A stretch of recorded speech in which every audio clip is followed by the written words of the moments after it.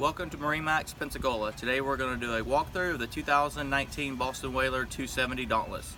This boat is powered by twin Mercury 200 Verados. And you'll see the transom ski pole. This has a flip up transom seat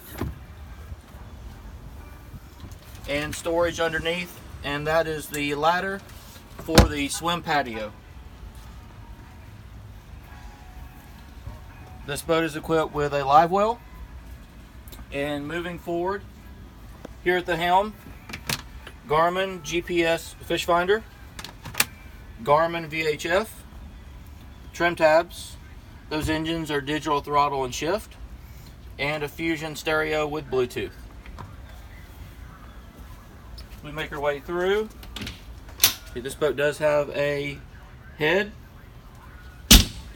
up in the bow. You'll see plenty of seating with flip up backrest. This does have a huge garage storage area down below.